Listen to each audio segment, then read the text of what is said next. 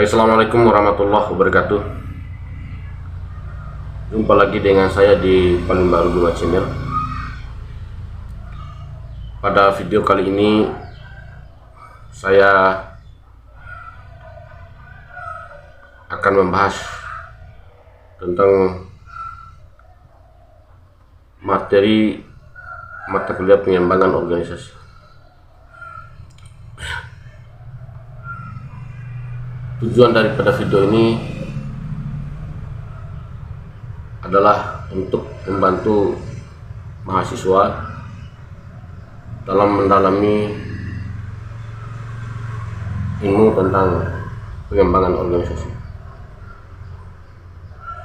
Kalau di materi sebelumnya saya sudah mencoba mengupas tentang organisasi dan manajemen. Materi kali ini adalah untuk pengembangan dari materi yang pertama, yaitu berkaitan dengan pengembangan organisasi. Nah, sebelum saya memasuki materi, pertama yang harus kita ketahui adalah apa itu pengembangan organisasi dan bagaimana bentuk pengembangan organisasi itu sendiri.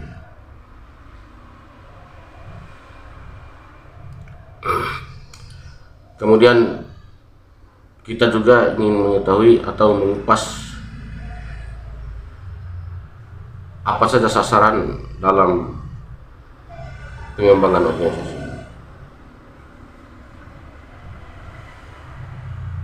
Baik, kita awali dengan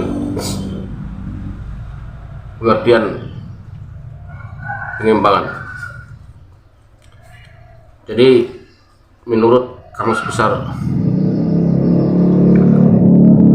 Bahasa Indonesia, kata pengembangan adalah sebuah proses, cara atau perbuatan mengembangkan dalam suatu kegiatan di dalam organisasi.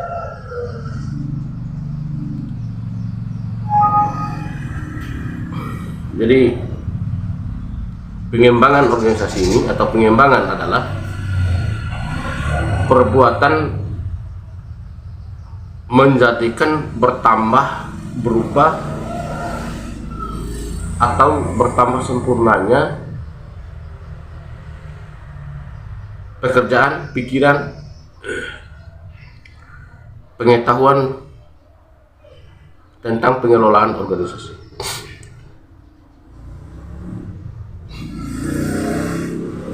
Jadi tentu sekali dalam usaha pengembangan organisasi ini yang berperan aktif di dalamnya, katakanlah organisasi perusahaan, itu adalah semua unsur, mulai dari pimpinan sampai kepada karyawan terbawah. Jadi mereka sama-sama memiliki misi untuk memajukan organisasinya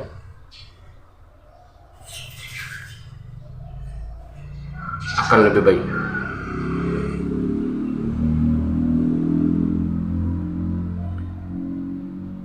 Kemudian terkadang kita selalu kebingungan bagaimana memahami bentuk-bentuk daripada pengembangan organisasi. Nah, di sini saya coba mengupas bahwa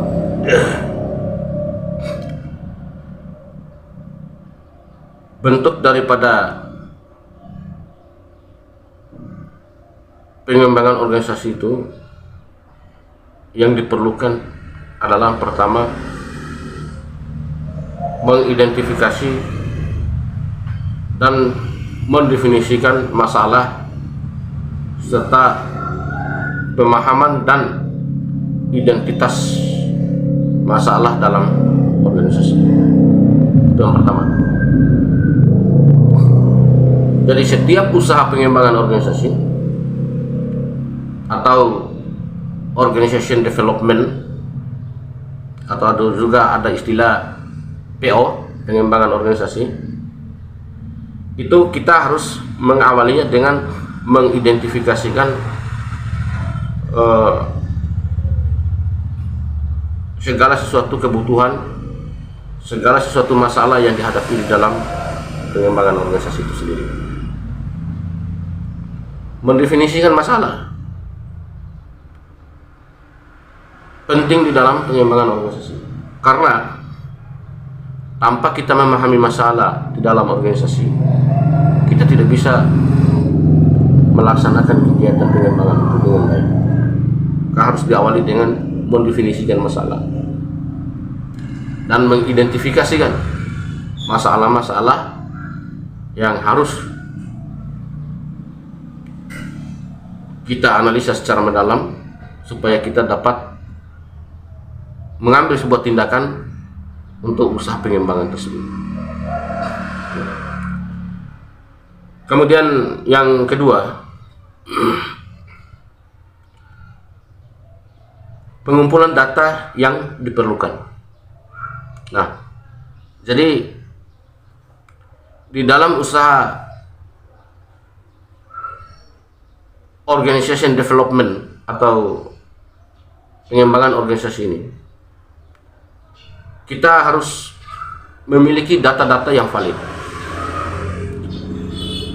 karena data itulah yang memberi petunjuk kepada kita agar kita bisa mengambil sebuah keputusan atau kebijakan yang harus diambil di dalam pengembangan organisasi itu sendiri. Jadi data-data ini sangat diperlukan, karena data yang benar maka dapat membimbing kita dalam proses pengambilan keputusan yang benar.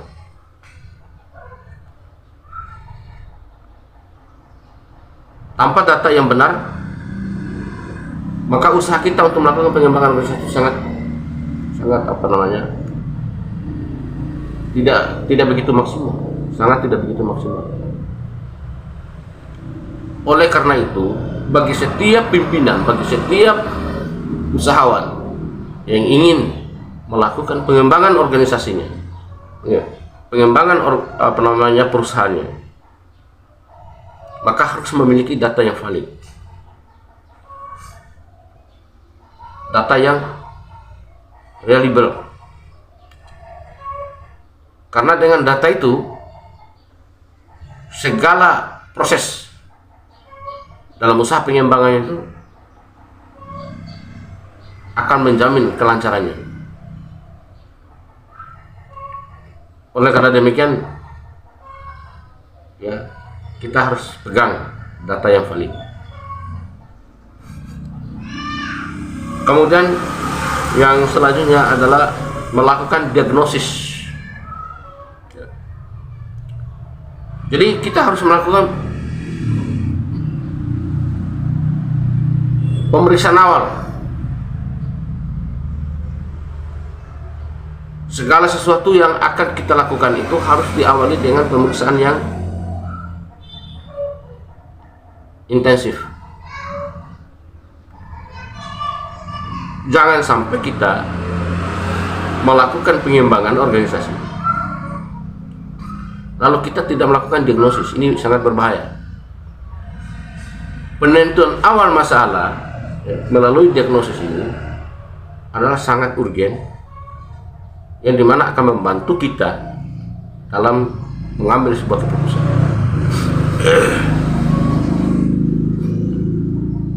Kemudian selanjutnya adalah perencanaan perubahan dan implementasinya. Ya. Jadi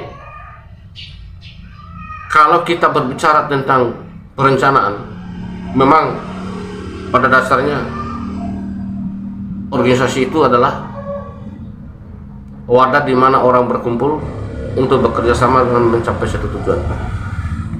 Akan tetapi untuk bisa sampai kepada sebuah tujuan itu harus diawali dengan sebuah manajemen yang baik. Seperti ada perencanaan. Planning itu sangat menentukan keberhasilan usaha kita di masa yang akan datang. Kalau dari awal planningnya sudah nggak benar, maka hasil pun tidak akan maksimal. Oleh karena demikian, dalam OD atau PO ini, ya, Organization Development, ya, atau pengembangan organisasi ini, harus melakukan sebuah perencanaan yang matang untuk menuju kepada sebuah perubahan. Karena dengan perencanaan yang matang, maka proses menuju ke perubahan itu saya rasa akan mudah.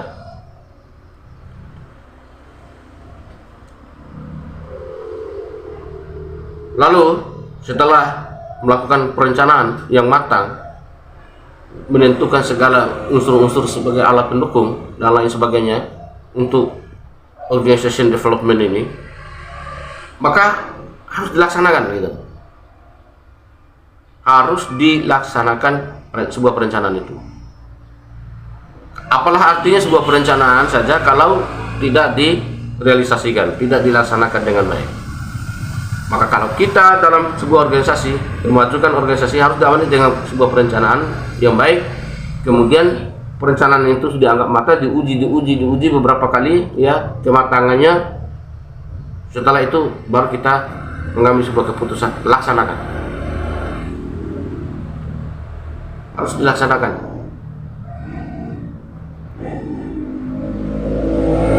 Kemudian setelah kita melaksanakan kegiatan OD atau PO ini, maka seorang pimpinan yang dimana memiliki misi, ya, pengembangan organisasinya atau perusahaannya, misalnya di dalam perusahaan, organisasi perusahaan, harus mengadakan evaluasi.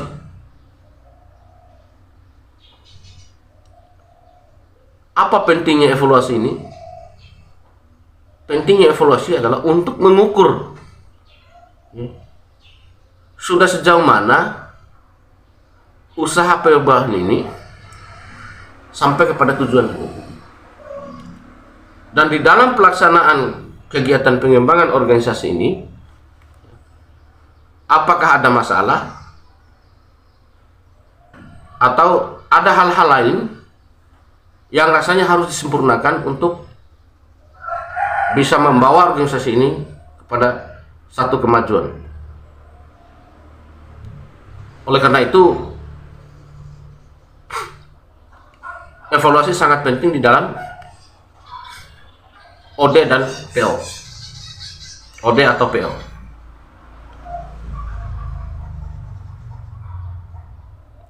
Karena dengan evaluasi itu kita mengetahui segala persoalan-persoalan yang dihadapi.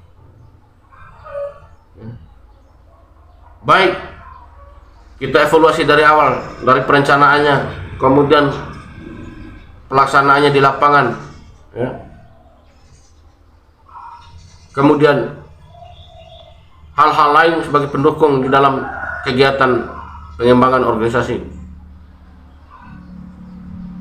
seperti misalnya kesiapan anggaran, kesiapan bahan material, kemudian metode seperti apa yang harus kita jalankan agar tidak tercecer kemana-mana usaha yang kita kembangkan ini.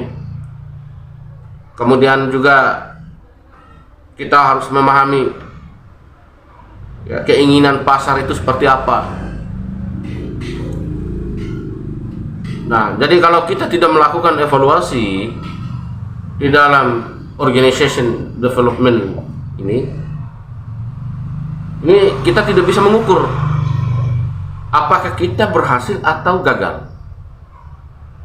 Apakah kita berhasil atau jalan di tengah-tengah.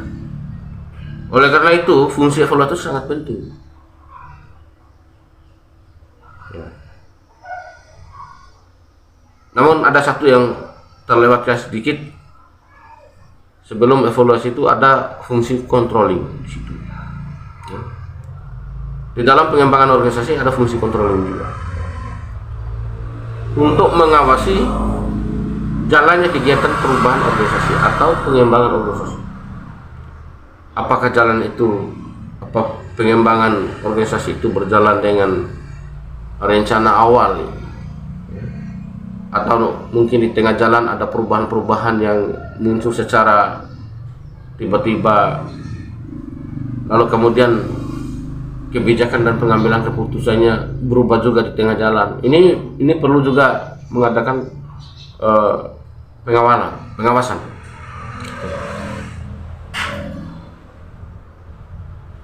Ya, jadi setelah itu ada feedback, umpan balik. Umpan balik ini merupakan hasil daripada usaha awal. Output ini adalah hasil daripada usaha awal. Kita bisa mengukur apakah usaha ini dapat memberikan hasil yang maksimal buat kita, memberikan keuntungan buat kita, atau memang usaha pengembangan ini masih stagnan, masih berjalan di tempat. Jadi pentingnya ada umpan balik atau feedback. Baik, selanjutnya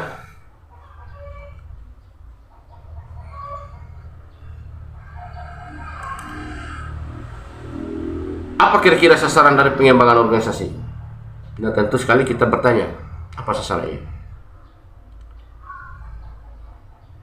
Jadi ada satu yang harus kita ketahui dari awal, bahwa setiap usaha apapun itu harus memiliki sasaran yang jelas. Nah, makanya penting perencanaan dari awal, karena dari perencanaan awal ini akan menentukan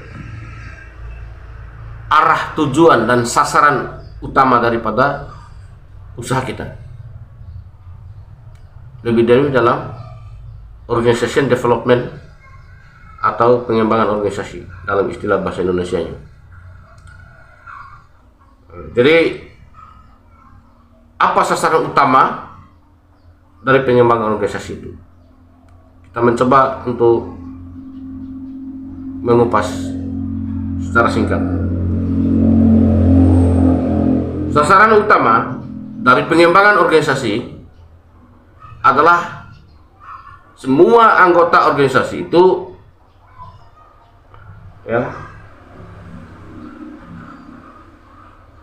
melakukan dengan tujuan untuk membentuk sikap. Jadi yang pertama adalah membentuk sikap. Sikap mental anggota organisasi dalam berinteraksi dengan sesama anggota lain, sehingga terbentuk tim kerja yang mampu diharapkan untuk memajukan organisasinya itu sendiri. Jadi itu sasaran pertamanya adalah membentuk sikap mental daripada anggota organisasi. Yang kedua, memang berusaha untuk bisa memajukan organisasi ini lebih baik lagi, memajukan organisasi ini menjadi organisasi yang lebih besar lagi.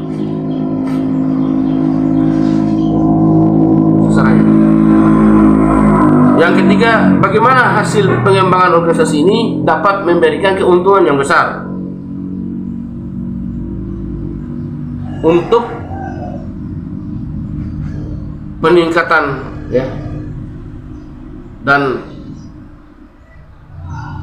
perolehan keuntungan yang besar dengan cara mengefektivitaskan segala kegiatan-kegiatan yang ada.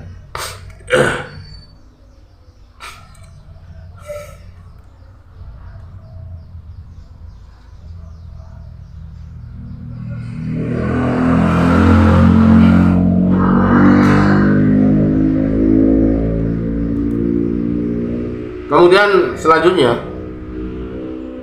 kita harus juga memahami konsep dan strategi dalam proses pengembangan organisasi.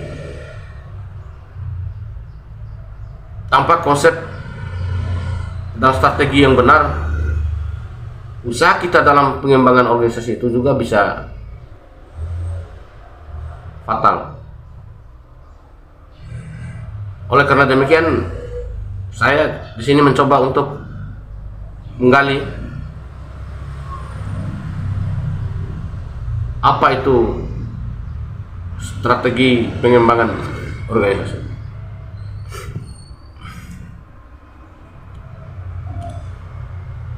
Strategi pengembangan organisasi adalah sebuah usaha terstruktur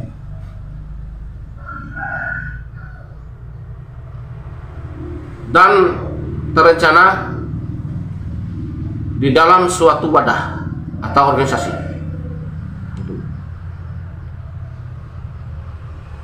Memiliki agenda atau kegiatan bagi kelompok-kelompok organisasi atau kelompok-kelompok dalam organisasi, tujuannya adalah untuk peningkatan dan pengembangan sistem kerja guna mencapai tujuan yang telah ditentukan dari awal. Jadi pengembangan organisasi itu harus memiliki strategi. Jadi definisi strategi tadi yang saya sampaikan tadi adalah definisi strategi. Saya ulangi lagi. Jadi strategi pengembangan organisasi adalah sebuah usaha terstruktur dan terencana di dalam suatu wadah dengan agenda dan kegiatan suatu kelompok di dalam organisasi itu sendiri, atau bagian-bagian dalam organisasi itu sendiri, dalam proses peningkatan dan pengembangan sistem kerja guna mencapai tujuan dan sasaran organisasi yang dimaksud. Itu definisi strategi pengembangan organisasi. Lalu kemudian mungkin ada mahasiswa misalnya yang bertanya, apa faktor-faktor yang mempengaruhi pengembangan organisasi? Di sini saya menjelaskan bahwa pengembangan organisasi dalam model yang dikemukakan oleh Barclay-Litwin itu berdasarkan pada hasil riset mereka bahwa kinerja organisasi dan individu akan dipengaruhi oleh 12 faktor katanya. Ada 12 faktor menurut Perke dan Litwin. Ada 12 faktor yang dapat mempengaruhi pengembangan organisasi, yakni antara lain lingkungan, ya, eksternal, misi, dan strategi. Ini antara lain. Kemudian kepemimpinan, budaya organisasi, ya, struktur organisasi, praktek-praktek manajemen, serta sistem-sistem yang akan diterapkan di dalam organisasi itu sendiri. Nah, itu menurut Bartlett-Win, di faktor-faktor yang mempengaruhi munculnya OD atau PO.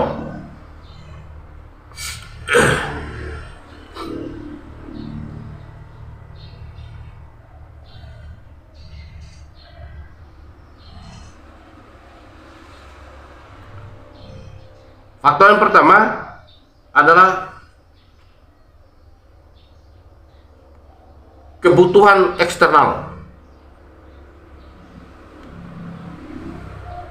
Jadi begini, saya sederhanakan contohnya. Saya membangun perusahaan, katakanlah perusahaan garmen di Jawa. Jadi di Bima juga menggunakan pakaian. Tentu sekali pasar di Bima itu bagus, karena berdasarkan identifikasi masalah yang saya kemukakan dari awal itu, tidak ada satu orang pun di Bima yang tidak memakai kain. Artinya pasar sudah ada di situ, tinggal bagaimana kita mengelolanya dengan, atau membangun dan mengelola pasar itu dengan baik. Nah, sementara gini, faktor eksternal yang dimaksud di sini adalah orang-orang di luar daripada organisasi itu sendiri. Ya, jadi kebutuhan orang-orang di luar organisasi ini, inilah yang mendorong kita untuk bisa mengembangkan sebuah usaha. Nah, jadi di sini ada kebutuhan eksternal.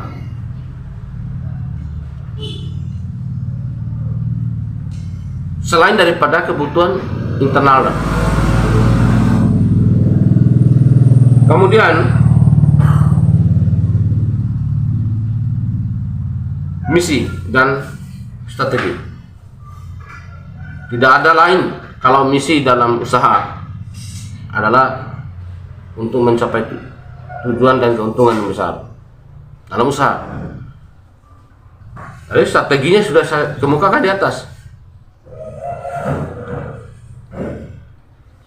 Ada beberapa strategi untuk bisa mencapai tujuan daripada pengembangan organisasi, sebagaimana yang telah saya kemukakan.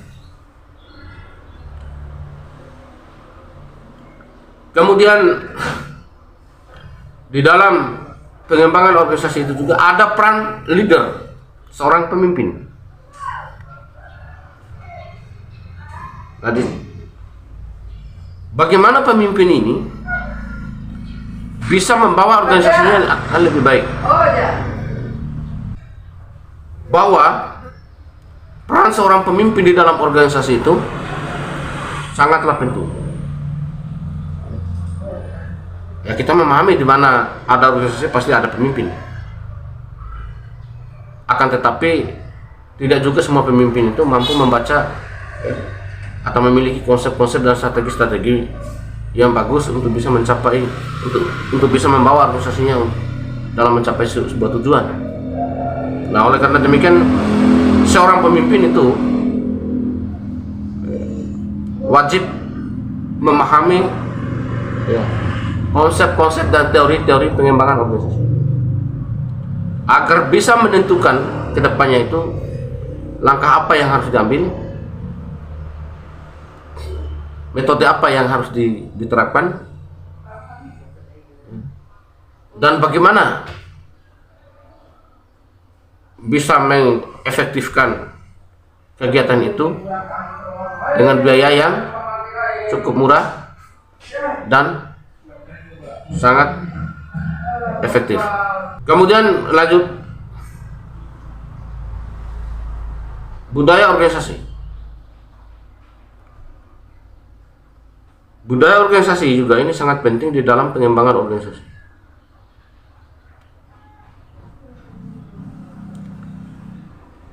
Kebiasaan-kebiasaan karakter awal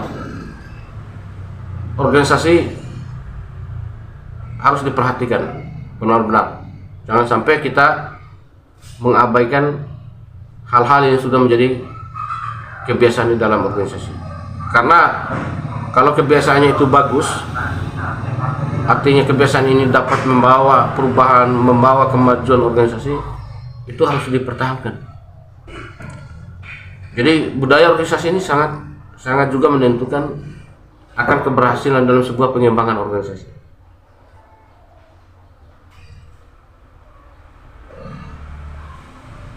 Kemudian struktur organisasi ini yang sangat penting di dalam memahami konsep berorganisasi.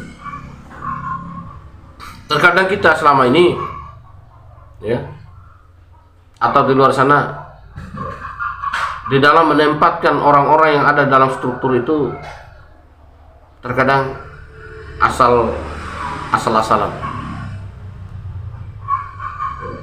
Padahal sebenarnya struktur organisasi itu adalah organisasi statis, yang dimana juga akan mempengaruhi kegiatan organisasi dinamis di luar. Jadi struktur ini, orang-orang yang duduk dalam struktur organisasi ini harus jelas dalam arti, ya, kapasitas keilmuannya, ya, pengalaman kerjanya, ketahanan mental dan spiritualnya, termasuk ekonominya, karena hal itu semua dapat mempengaruhi kinerja anggota organisasi dan dirinya sendiri. Oleh karena itu, di dalam struktur organisasi, penempatan orangnya harus sesuai dengan skillnya, the right man on the right place. Menempatkan orang sesuai dengan keilmuannya, or on the right skill, menempatkan orang yang sesuai dengan skillnya. Karena dengan, ya, ketepatan menempatkan SDM ini dapat membawa perubahan buat organisasi itu sendiri, bahkan memajukan organisasi ini dengan baik.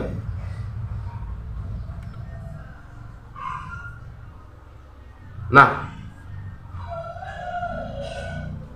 kita terkadang bangga, saya di posisi ini, saya di posisi ini, saya di bagian ini bagian yang bagus, ini bagian yang tidak bagus, ini yang terjadi selama ini. Satu hal yang dipertajam oleh saya di sini, bahwa bagian apapun di dalam sebuah organisasi, ya, ketika dijalankan dengan baik, ketika dijalankan dengan benar, sesuai dengan tata aturan organisasi yang benar, maka akan bermanfaat buat organisasi itu sendiri.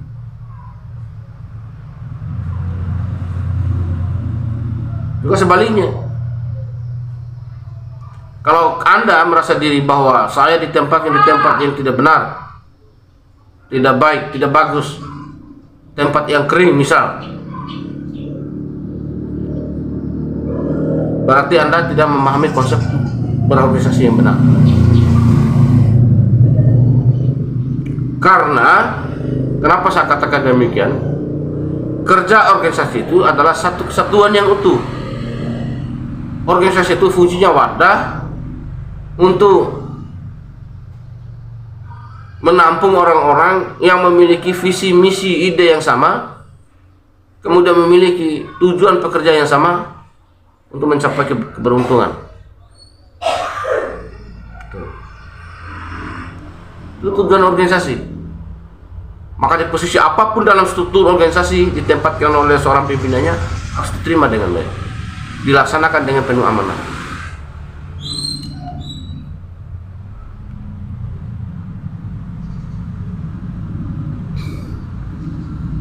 Kemudian di dalam pengembangan organisasi juga sudah pasti ada praktek-praktek manajemen.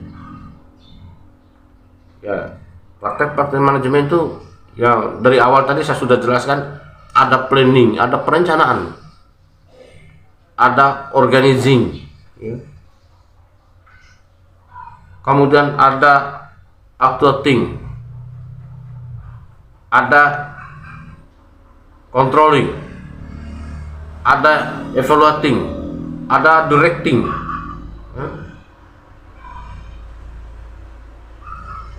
Jadi macam-macam kegiatan-kegiatan atau praktek-praktek manajemen dalam OD atau Organization Development.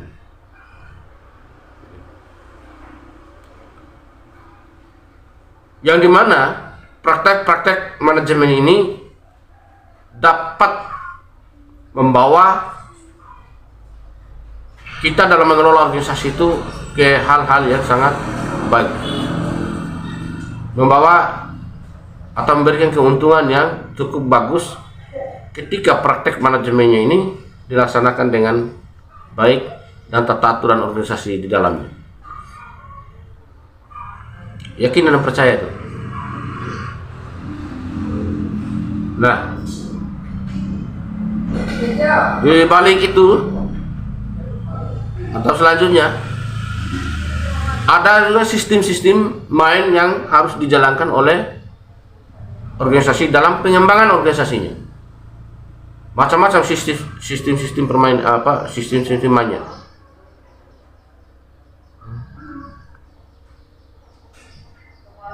Nah, semua itu harus dilaksanakan dengan penuh rasa tanggung jawab. Tanpa rasa tanggung jawab yang benar, tanpa rasa tanggung jawab yang tinggi, maka segala usaha di dalam pengembangan organisasi juga akan berpengaruh dan memberikan hasil yang kurang maksimal.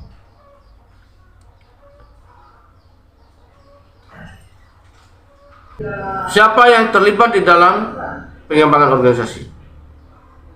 Ya tentu, siapa yang terlibat di dalam pengembangan organisasi? Siapa saja yang terlibat di dalam pengembangan organisasi menurut Academy for Innovative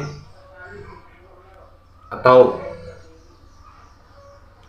IHRI, yang terlibat di dalam faktor internal dan eksternal perusahaan atau organisasi.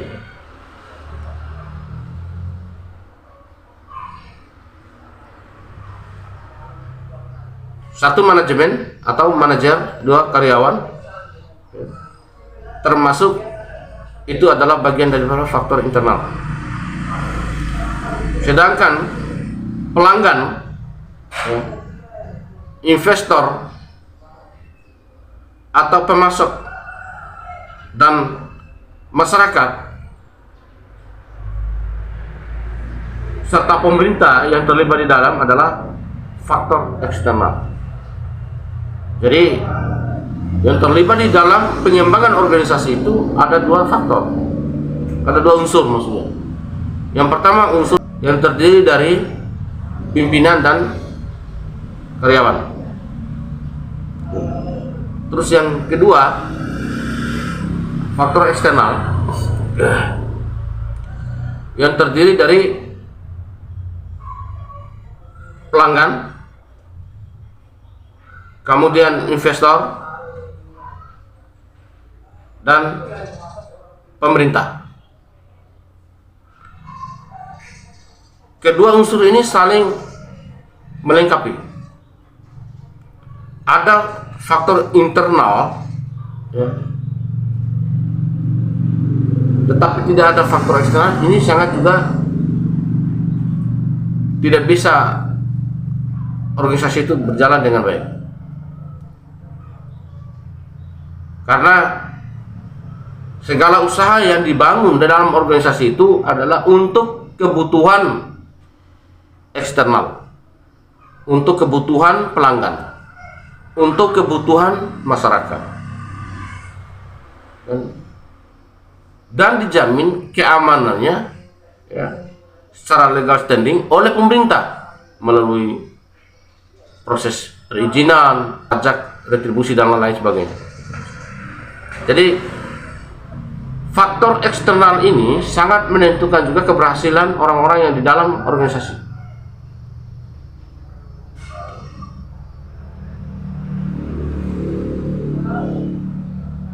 Jadi itu orang-orang yang atau unsur-unsur yang terlibat di dalam pengembangan organisasi. Lalu mungkin ada mahasiswa yang bertanya, seperti apa langkah pengembangan organisasi yang efektif kerjanya? Ya, jadi di sini saya mencoba menguraikan langkah-langkah pengembangan organisasi supaya efektif. Yang pertama, kita harus mengenali permasalahan yang dihadapi organisasi. Identifikasi, dari awal saya sudah singgung, itu harus ada identifikasi. Kita harus mengenali permasalahan yang dihadapi organisasi. Yang kedua, mengumpulkan data untuk menentukan iklim organisasi dan masalah perilaku anggota-anggota organisasi di dalamnya. Data harus diadakan dengan valid, dengan benar, atau harus dimiliki. Kemudian menentukan iklim organisasi dari perilaku anggota organisasi itu sendiri.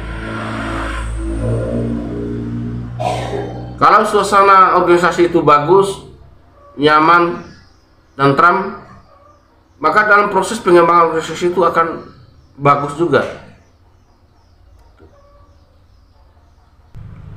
Kemudian harus juga memahami tentang iklim organisasi, supaya kita memahami perilaku, karakter, dan tabiat anggota-anggota di dalam organisasi itu sendiri. Selanjutnya adalah melakukan umpan balik dari data tersebut dan ada konfrontasi. Nah, umpan balik, apakah data ini bagus, benar, sesuai dengan yang kita miliki, apa bukan gitu. Harus diadakan umpan balik, cross check kebenaran data, cross check kebenaran informasi. Apa saja yang berhubungan dengan data-data dan informasi itu harus di cross check, harus diadakan konfrontasi, dicocokkan, disesuaikan, ya, disejajarkan, disebandingkan, apakah betul seperti ini atau tidak. Nah, jadi itulah bagian daripada langkah-langkah pengembangan organisasi. Dan yang selanjutnya adalah merencanakan strategi untuk melakukan perubahan. Jadi segala sesuatu harus diawali dengan sebuah perencanaan. tanpa perencanaan yang benar, maka tidak akan bisa memberikan hasil yang benar, tidak akan bisa memberikan hasil yang baik. Oleh karena demikian, ya, dalam strategi pengembangan organisasi harus memperhatikan perencanaan yang matang.